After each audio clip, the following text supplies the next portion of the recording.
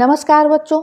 हर exam के लिए सबसे ज़्यादा महत्वपूर्ण बात ये होती है कि निर्धारित समय में पूरे क्वेश्चन पेपर को कैसे सॉल्व किया जाए।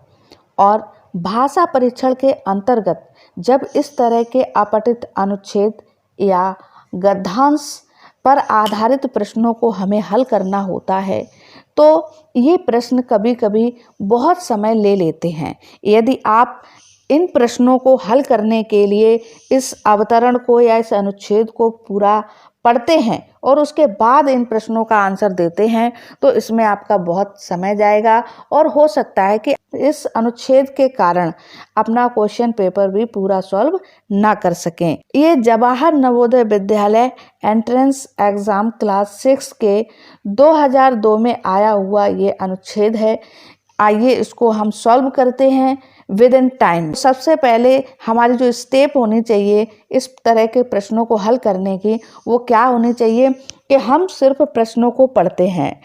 अचानक कौन दिखाई पड़ा, तो अचानक दिखाई पड़ा इसको हमने अंडरलाइन किया। दूसरा क्वेश्चन है किस्सा सुनाने वाला लड़के का चेहरा नहीं देख पाया क्योंकि लड़के का चेहरा नहीं देख पाया। इसके बाद तीसरा क्वेश्चन है लड़के ने क्या पहना, तो पहना इसको अंडरलाइन करिए।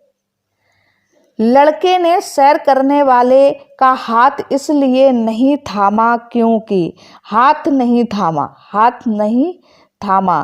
तो ऐसे महत्वपूर्ण बिंदुओं को हम या इन महत्वपूर्ण शब्दों को अंडरलाइन करते जाएंगे और ध्यान भी रखेंगे हमने किन शब्दों पर अंडरलाइन किया है। लड़के के बारे में सबसे अनोखी बात क्या थी, सबसे अनोखी बात।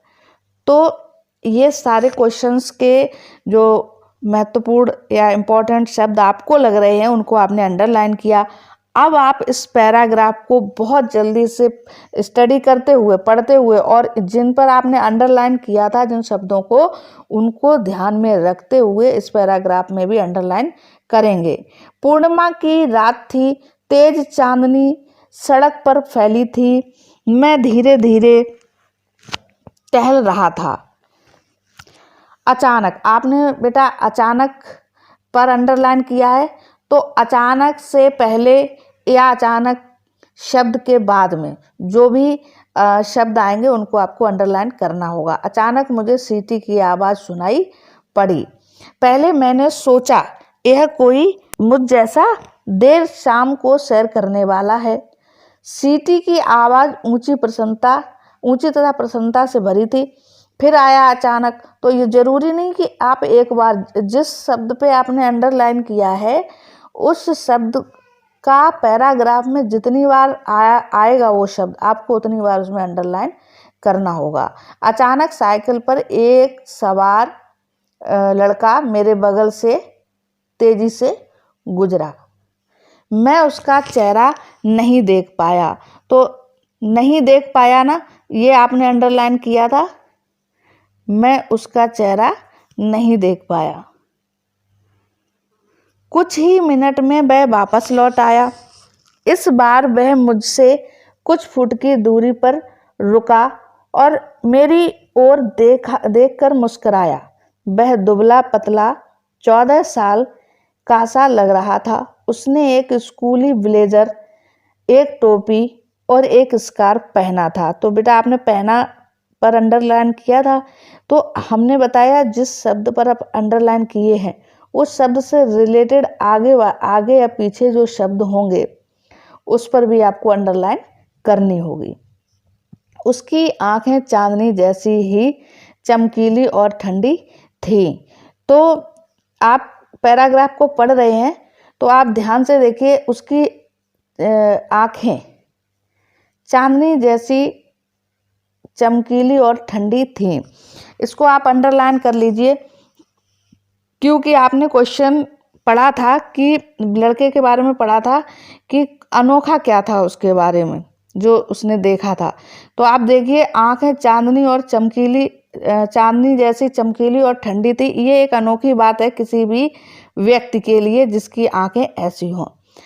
तुम्हारी साइकिल पर घंटी नहीं लगी है, मैंने कहा। वह कुछ नहीं बोला।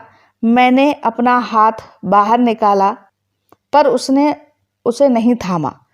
फिर अचानक, अब अचानक शब्द फिर आया तो आप अचानक पर फिर अंडरलाइन करेंगे। फिर अचानक ही वह तेजी से निकल गया। अगले दिन मुझे बताया गया कि वह सीटी वाला लड़का एक भूत था।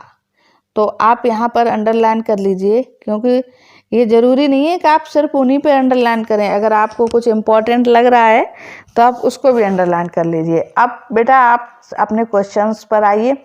अब आपको क्वेश्चन पढ़ के सिर्फ वो आंसर देखना है जो आपने पैराग्राफ में अंडरलाइन किए हैं, ताकि आपको ये 3 ऑप्शन पढ़कर समय वेस्ट ना करना पड़े। अचानक कौन दिखाई पड़ा? तो अचानक कौन दिखाई पड़ा? लड़का दिखाई पड़ा था। तो आपकी ऑप्शन पर नज़र पड़ रही होगी, लड़का दिखाई पड़ा। लड़का कहाँ है? ये है। तो सीटी वाला लड़का या केवल लड़का होता तो भी आपका ऑप्शन ए ही होता। किस्सा सुनाने वाला लड़के का चेहरा नहीं देख पाया क्योंकि आपने देखा था, क्यों नहीं देख पाया चेहरा? आपने अंडरलाइन किया है क्योंकि वह तेजी से गुजरा। तो ऑप्शन देखिए, तेजी से यहाँ पर लिखा हुआ है लड़का तेजी से निकल गया। तो आपको 3 ऑप्शन पढ़ने की आवश्यकता ही नहीं है, आपका समय बच रहा है। तीसरा देखिए, लड़के ने क्या पहना था?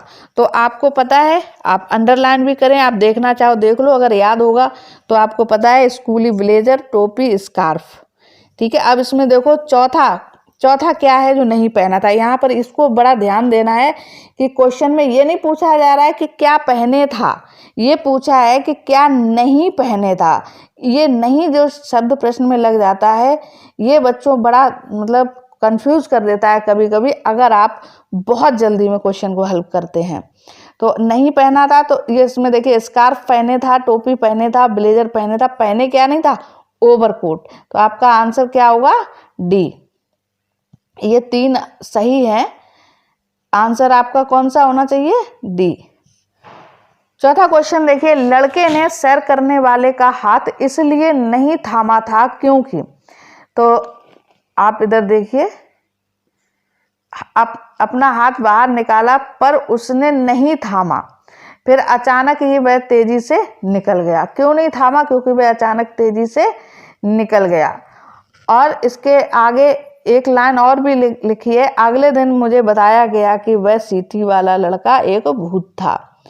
तो अब आप अपने इस क्वेश्चन के ऑप्शन देखिए यहाँ पर, क्योंकि 2 हो सकते हैं, एक तो वह तेजी से निकल गया और दूसरा क्या हो सकता है कि वह एक भूत था।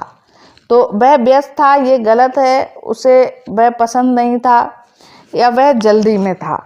तो आप यहाँ पर लिखेंगे वह एक भूत था, जो कहानी में जिस तरह से बताया गया है उसके अकॉर्डिंग। लड़के के बारे में सबसे अनोखी बात क्या थी?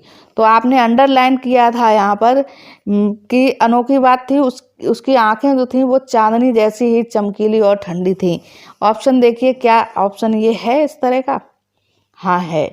तो 5th का आपका आंसर ये वाला होगा। तो इस तरह से बच्चों आप देखिए, इस पैराग्राफ को आपने कितनी आसानी से, और सभी आंसर्स लगभग आपके बहुत जल्दी और सही सॉल्व हो गए हैं। तो इन पैराग्राफ को इसी तरह से पढ़कर सॉल्व किया जाता है। पूरा पैराग्राफ पहले नहीं पढ़ेंगे आप।